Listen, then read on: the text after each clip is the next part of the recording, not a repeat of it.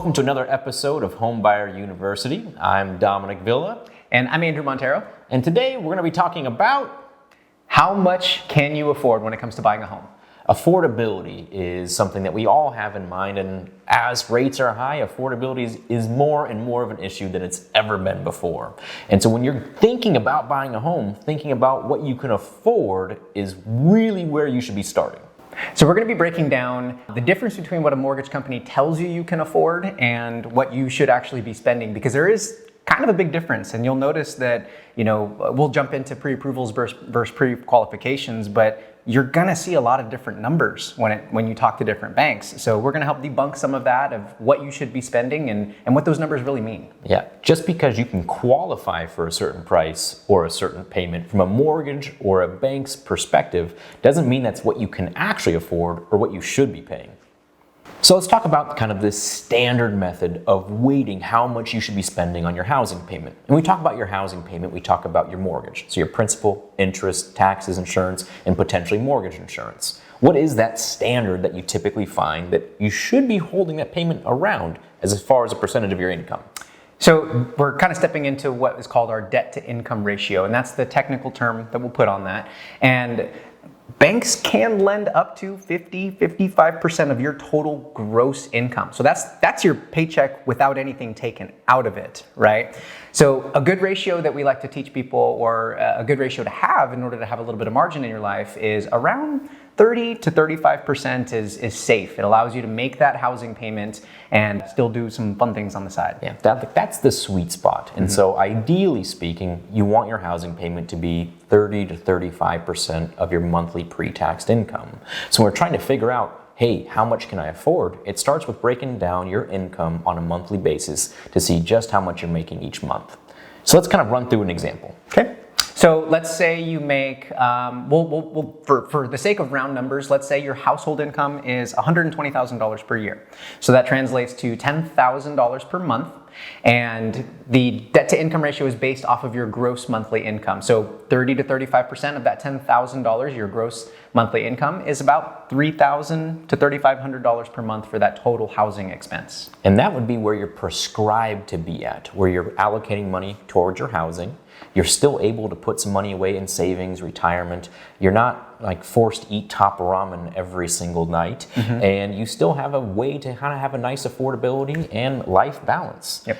Now, on the downside, if you're going and say, again, your household income is $120,000 a year between you, your spouse, or just you, what the mortgage company is going to tell you can potentially qualify for is a very different number than that. So as an example, how much could you qualify for with a monthly income of $10,000 for most mortgage programs? For most mortgage programs, if they take you to that 50% or the maximum, 55% in some places, you're looking at a $5,000 to $5,500 a month housing payment alone. That's not your car, that's not your PG&E or your electric, that's just the house payment. Right, and now should you do that? So you can qualify for it and they'll give you a loan for it, but is that what you should do? Because keep in mind, $10,000 is your pre-tax monthly income. So your post-tax might be $7,000, $6,700, which means you don't have a lot of wiggle room for groceries and all the other fun stuff you just nailed. Right. All right, so let's just do a quick recap of what we went over. Affordability starts with one big thing, and that's an analysis of your debt to income ratio, which starts with looking at your monthly income. After you've looked at your monthly income, you can then better budget how much you can afford. And if you can stay within that 30 to 35% ratio of your monthly income, that's ideally where we'd like to be. Now, in practice, though, and having done thousands of loans for first-time home buyers, it's kind of hard to stay in that range. Where do you see most buyers falling, especially as first-time home buyers in our market? As first-time home buyers, and assuming that a lot of the population is not debt-free, right? Because it's so we did that calculation based off of your gross monthly income, not including if you've got a car payment and other credit liabilities. Keep in mind, these aren't bills, these aren't your cell phones. These are just what the credit bureau sees.